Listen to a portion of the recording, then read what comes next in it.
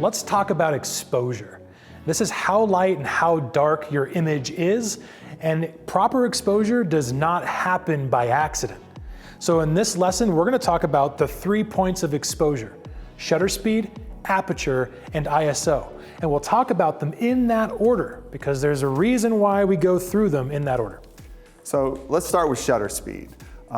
That's usually something that is relatively fixed based on the frame rate that you're shooting at. Okay, so if you're shooting at 24, you want to have a shutter speed that is twice that frame rate, okay, or as close as you can get to that. So if you're shooting at 24, you're going to have a shutter speed that's around 50. If you're shooting at 30, you want to have a shutter speed that's 60, 60, 120, and so on, okay? And that is something that is, again, in the menu of your camera. All cameras are different, so we're not going to show you exactly how it is in each one of these cameras, but that's something you need to explore in yours and be able to adjust easily based on the frame rate that you're shooting at. Now, that being something that is fixed relatively, the next thing that you have is really a point of controllability, and that is the aperture.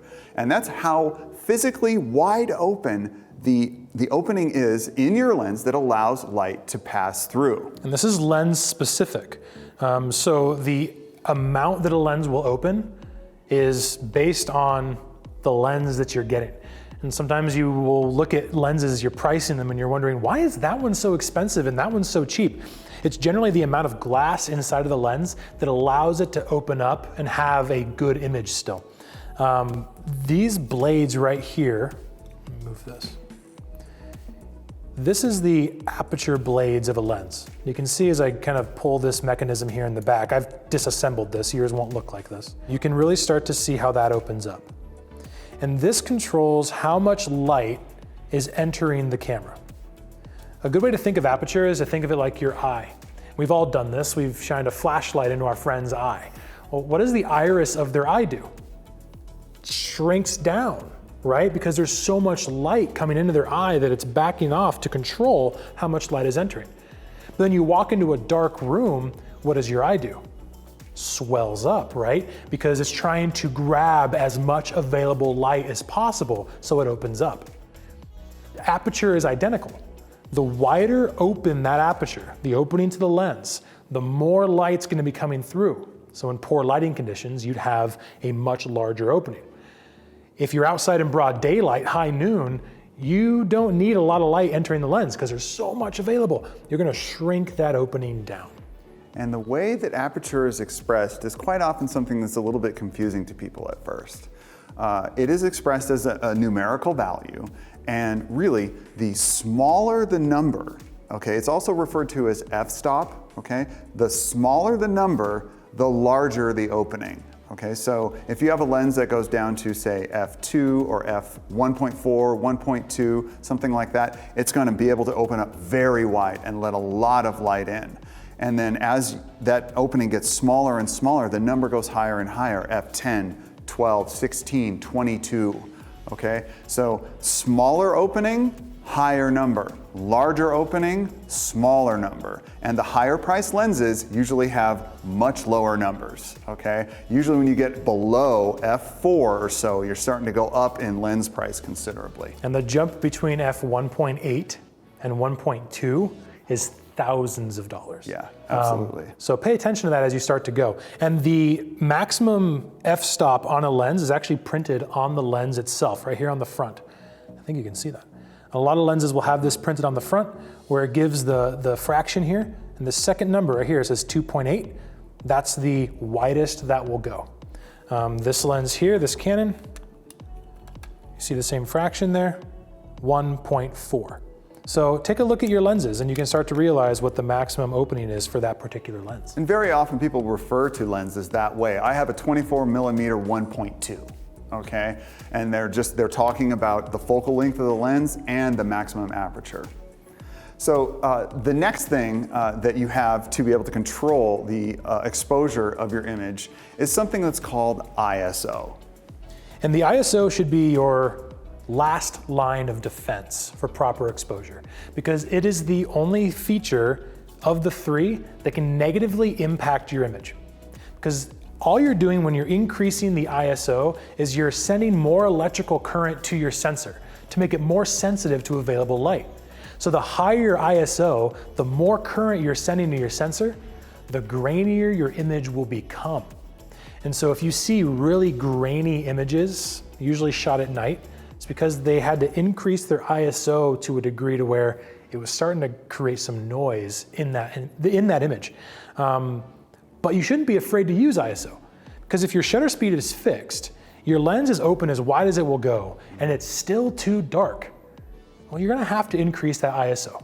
You have no choice. What else can you do, okay?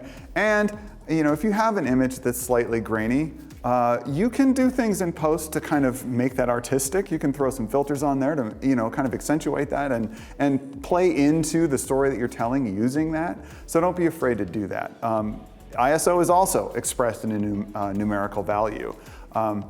It is not an inverse relationship, however, like the f-stop is. So the lower the number, the less sensitive your sensor will be, okay? And it usually starts off at 100, ISO 100, and then it usually kind of doubles.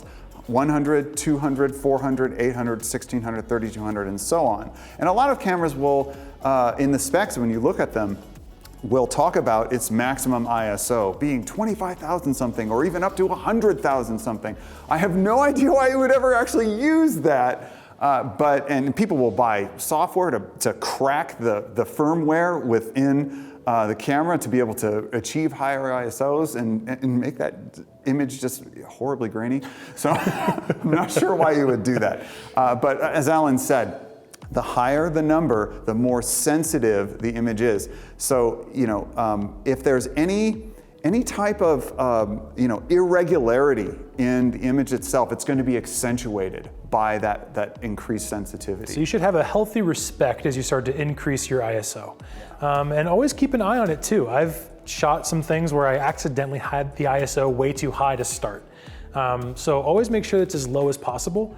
And then after your first two lines of exposure with your shutter speed and your aperture, start to incrementally increase your ISO until you have a good exposure. Now, one thing we haven't talked about is not camera related at all here. It's the amount of light that you have, okay? So we're in a studio here. We have actual lights that are on us that allow us to shoot at a lower ISO and maybe increase the f-stop a little bit because we're not worried about having more light pass through the lens. But if you're filming a wedding at night and they're doing toasts and all they have is the pretty little tea lights hanging up, you're gonna be wide open, your shutter speed's already set, you're gonna have to increase the ISO to a point where you're increasing grain. Yeah, and in the opposite situation where it's high noon, it's a sunny day, and there's just tons and tons of available light, you're going to want to close down that aperture and reduce that ISO so that you don't have overexposure happening where you're actually, people look like they're made of chalk, and there's a loss of information that you really can't correct in post. So you need to be sensitive to that. Understanding the relationship between these 3 points of exposure takes time. Imagine when you first started to learn how to drive, every piece of the car felt like it was just this massive beast to understand. And after you drive for a year, 10 years, you're doing it all without even thinking about it. The same is true with setting exposure. Up front, if you're not used to this, your mind's gonna be very taxed to figure out, okay, so if I do this, what does it do to this? And wait, if I change this, it changes that. That's okay. Give yourselves room to be frustrated because finding good exposure takes some effort. But eventually, you'll start to understand, your brain will think in terms of these settings, and you'll be able to fling through proper exposure settings in no time. And it just takes experimentation. Take a few days and just, put yourself in different lighting situations and see what you would do with the various controls that you have in your camera and on your lens to change the way the image looks. Maybe you want to go for something that looks underexposed, or you want to go for something that looks really bright. Well, you'll learn how to do that based on those different situations just by messing around with the controls. Don't be afraid of them. Make mistakes, it's okay. That's what you need to do to learn this stuff. it's important. But be careful too, because if it's too underexposed, you'll lose data in the shadows. If it's too overexposed, you'll start to lose data in the highlights. And so exposure does matter. And that's why, as Luke said, go play with it. Now that you have your frame rate and your resolution set, go play with these 3 settings on your camera. Push it to its max. See at what point that ISO starts to get grainy in the dark. Play with how wide open your lens can get, and see what kind of images you can start to achieve with these settings. It's a great idea, definitely. Okay, so in the next lesson, we're going to be discussing lenses themselves and the specifics associated with them that can help you as well. We'll see you there.